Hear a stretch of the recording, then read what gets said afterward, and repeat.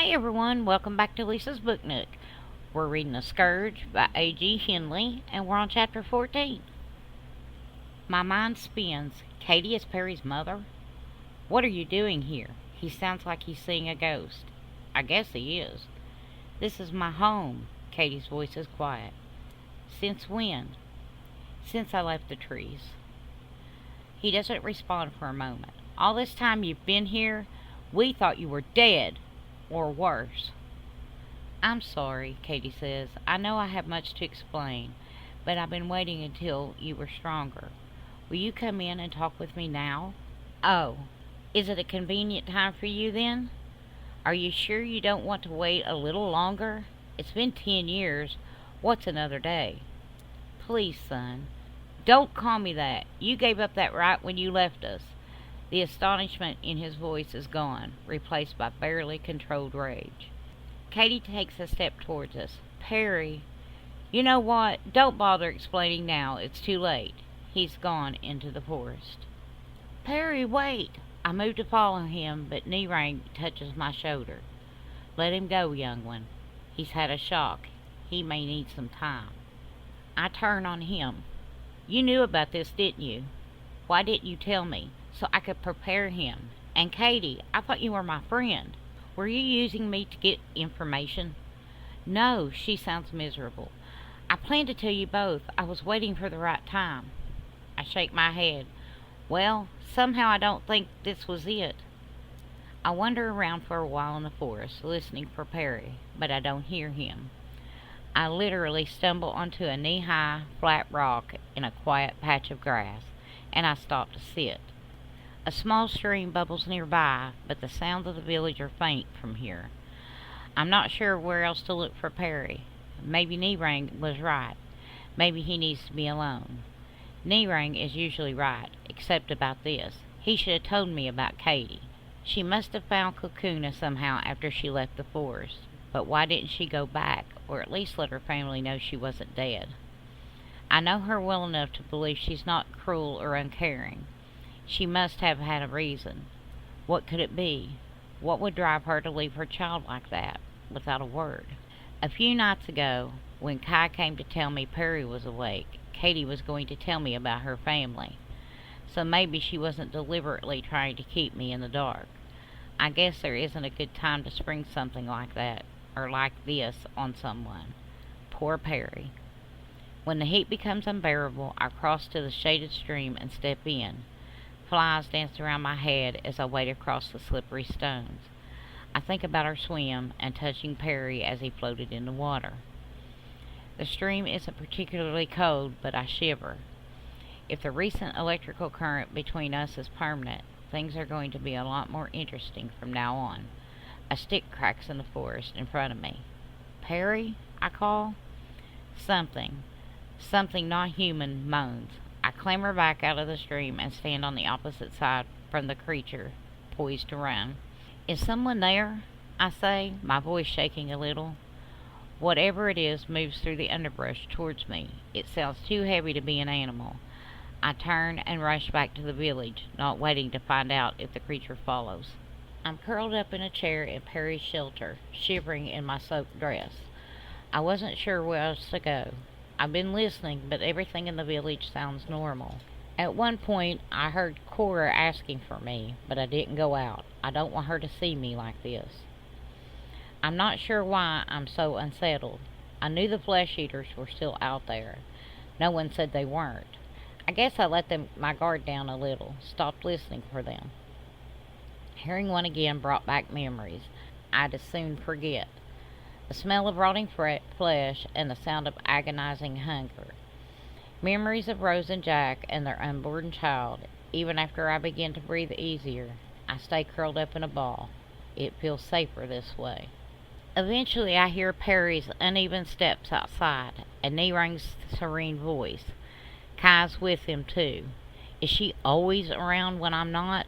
The door opens and something solid wraps my head. I yelp. Oh, sorry, Finn. I didn't see you there, Perry says. I rub my scalp. What was that? My crutch. I tossed it at the chair when I came in. Are you okay? You look strange. I tell him what happened, and he wraps me up in his arms. I'm sorry you were alone. I'm better now, I mumble into his shirt. How are you feeling?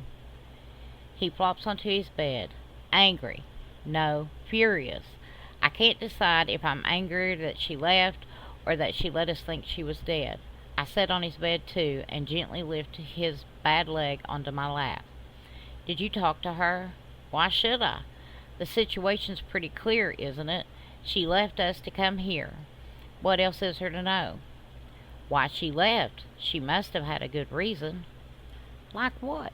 You said she was restless in the trees, that she wanted to have more freedom. Maybe she found that here, because Cocoon's protected.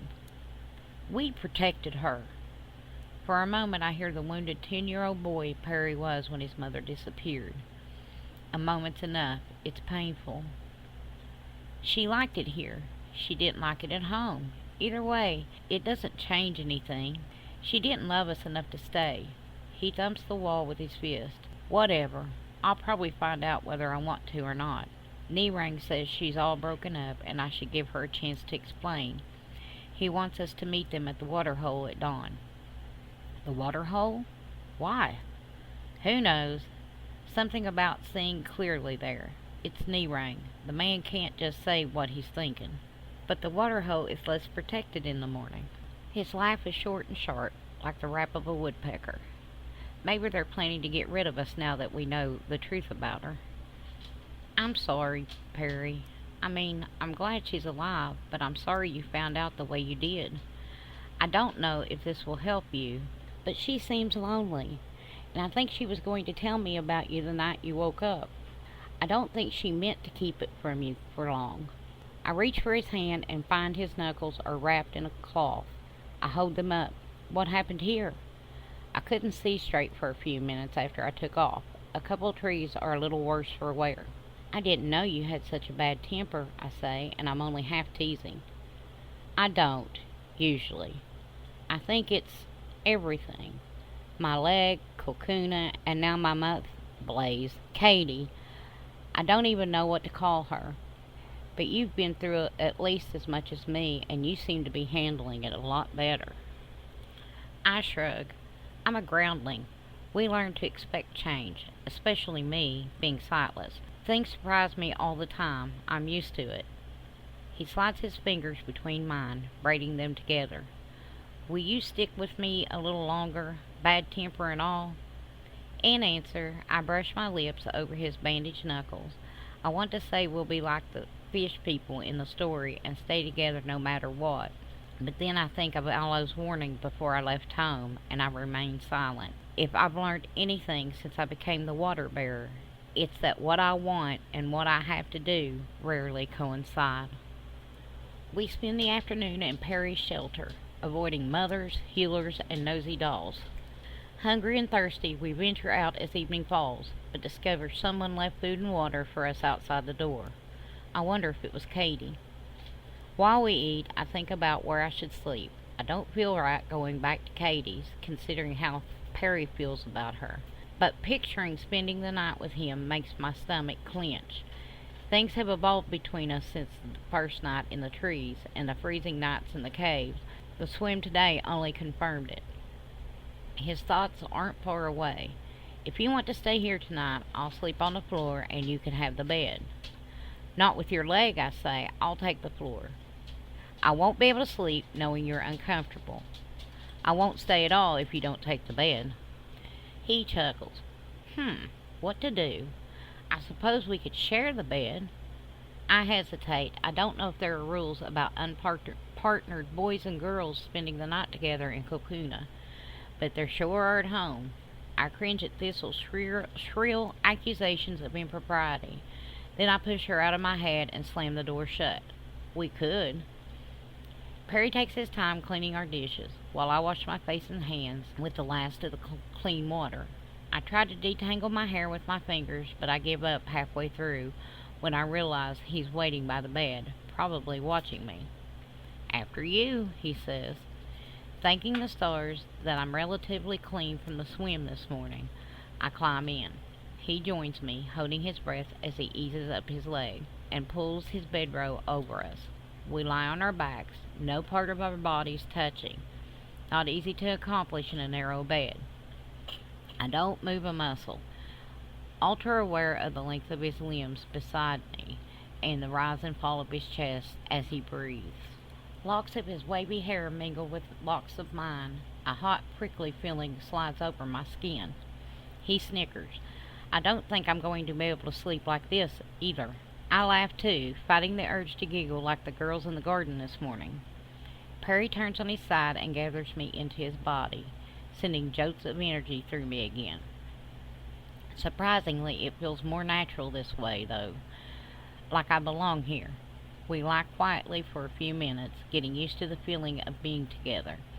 When he finally speaks, his breath tickles my ear. You know the story of the cassowary woman? I nod. I think my mother was trying to tell me she was leaving with that story, without really telling me, and to tell me how she felt. His voice is tight. I want to hate her for going away, but I can't, not completely.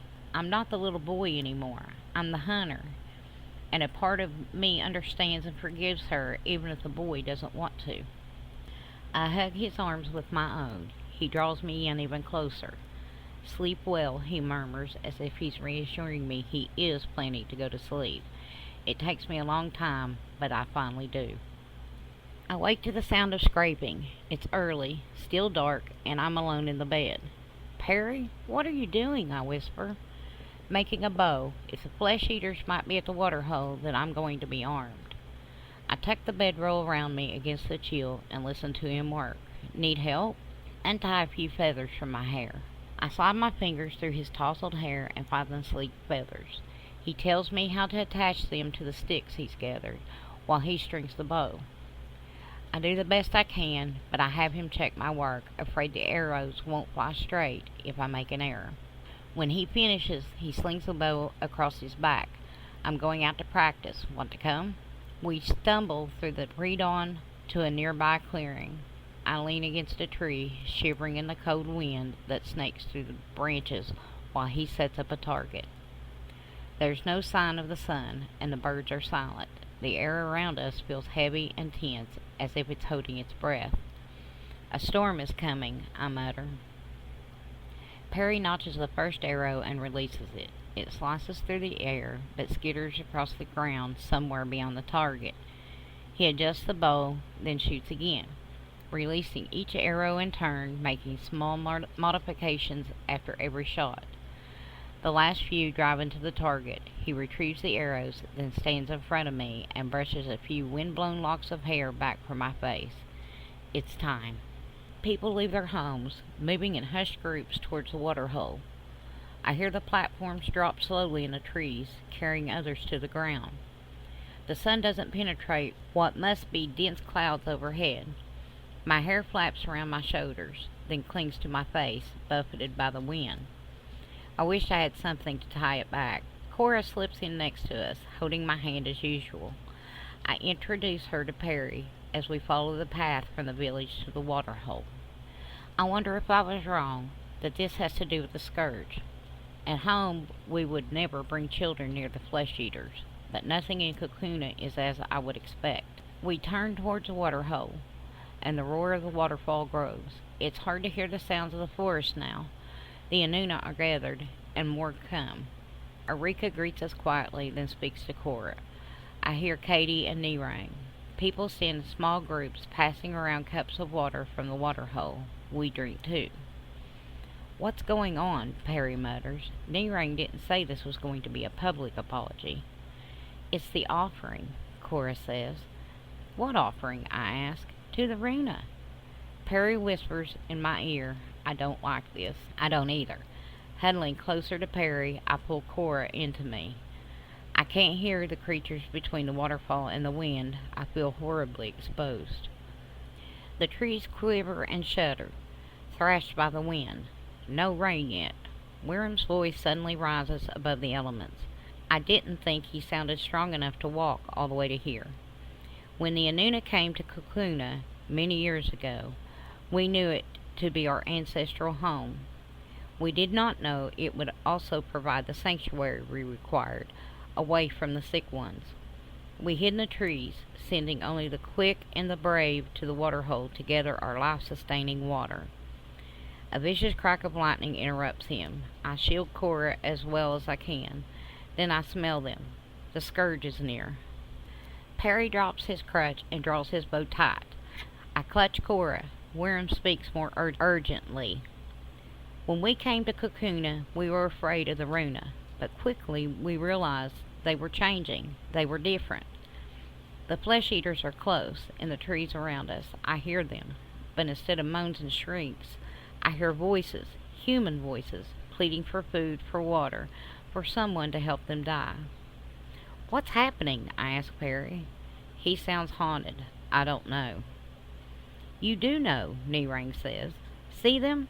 See them as they really are. But these creatures limp instead of sprint. Their skin is cut and bleeding and bruised. Their hair is dirty and twisted. They look ill. What happened to them? Nerang answers. They are the same. You are different. They can't be the same. I watched the Scourge tear people limb from limb, Perry says. I've seen them surge in packs over their prey. These things aren't capable of that. What you saw was an illusion caused by a strong poison in the water you drink and the meat you eat, Wirram explains. Poison? What are you talking about? Perry says. Wirram's voice is gentle, like he knows this is difficult. When I was a child, a Lorena came to Kakuna from the city, searching for lost loved ones. Before she moved on, she told us many stories, and among them, how the Runa came to be. In the days before the sick ones, the people of the world were at war. When neither words nor weapons satisfied the hate, they used poison. Thunder burst. The creatures almost echo Wirram, murmuring war and hate. She said the poison was created many years before the fall. It was so dangerous it was locked away, but later was found by others who thought they could control it. They destroyed their enemies and our world in the same damning blow. The poison spread, uncontrolled, through the air and water, settling in the ground and the crops. It killed many people and animals, and it had another devastating effect. It caused people to lose their minds, their understanding. They went mad. No longer able to care for themselves, they became like senseless wild animals, desperate in their hunger and fear. These people joined growing groups of the similarly afflicted, and they became the Runa. The woman who told us these stories called it madness of many. They have roamed the earth since that time. Pockets of survivors, like your people, those who do not die or go mad, are still vulnerable.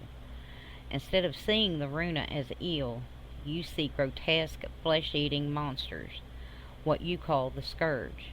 You kill them, and you separate yourselves from them in trees or caves, and so you avoid succumbing to the madness yourselves. But you live immersed in your fear, and the poisoned water feeds your illusions, sip by deadly sip. He's saying we're all poisoned? Elin accidentally hit me in the head once with a rock. This sensation is similar. Like whatever force keeps me upright and centered just wandered away. I speak for the first time, struggling to be heard over the wind and the pleas of the creatures. Why do they look and sound different to Perry and me now? What protects Kakuna?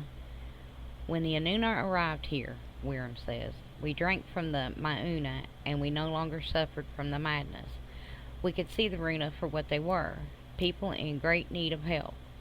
The Mauna comes from the dark place, deep beneath the earth. It is pure. The poison did not contaminate it. Now you have drunk from it for many days, and eaten only the meat of animals who drink from it. The poison no longer controls your minds. The sounds of the Scourge have changed. It's as if I should have understood them all along, if I'd only been listening properly. Mesmerized, I take a step towards the creatures. Fennel, Perry growls, don't. It's okay, Cora says, stepping with me.